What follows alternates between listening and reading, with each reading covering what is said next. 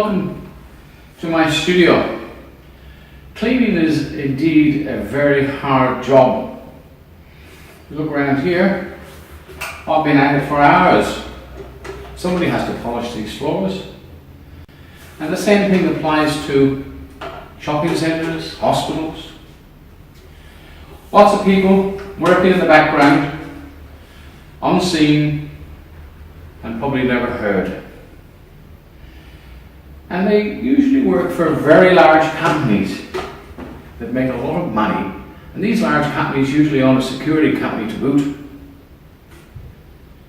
Now, having a certain amount of pay for your job is one thing, but when one of these large companies undercut the other company, and you're working for maybe $10 less than you were last week, but they expect the same hours, the same pay, it's not very fair, is it? And who cares?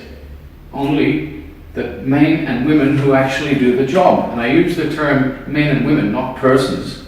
That's a word I avoid like the plague.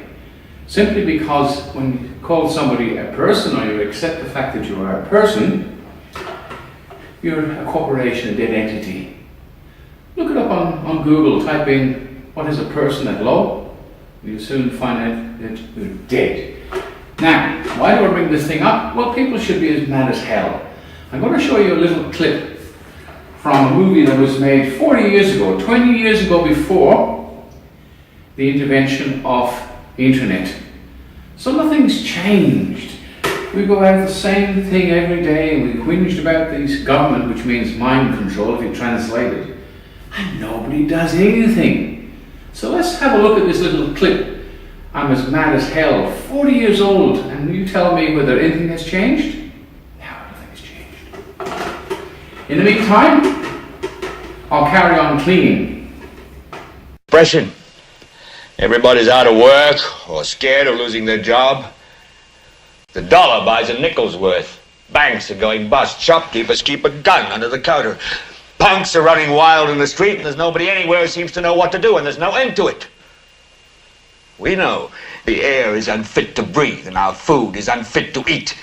We sit watching our TVs while some local newscaster tells us that today we had 15 homicides and 63 violent crimes, as if that's the way it's supposed to be. We know things are bad, worse than bad. They're crazy. It's like everything everywhere is going crazy, so we don't go out anymore. We sit in the house, and slowly the world we're living in is getting smaller, and all we say is, please, at least leave us alone in our living rooms. Let me have my toaster and my TV and my steel-belted radios, and I won't say anything. Just leave us alone. Well, I'm not going to leave you alone. I want you to get mad. I don't want you to protest, I don't want you to riot, I don't want you to write to your congressman because I wouldn't know what to tell you to write. I don't know what to do about the depression and the inflation and the Russians and the crime in the street. All I know is that first, you've got to get mad. You've got to say, I'm a human being, God damn it! My life has value! So, I want you to get up now. I want all of you to get up out of your chairs. I want you to get up right now and go to the window, open it, and stick your head out and yell, I'm as mad as hell, and I'm not going to take this anymore! Well, I hope you enjoyed your look at the past. If I'm as mad as hell, I want you to go out now on behalf of the workers and tell the government you're as mad as hell.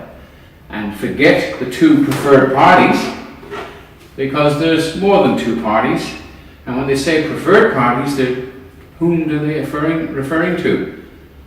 The puppet masters. So what the media tell you, forget it. Okay, well, it's goodbye from me. I'm Dr. Barry, and I do actually do a little bit of work now and then, but don't tell the family, they won't believe it. Goodbye.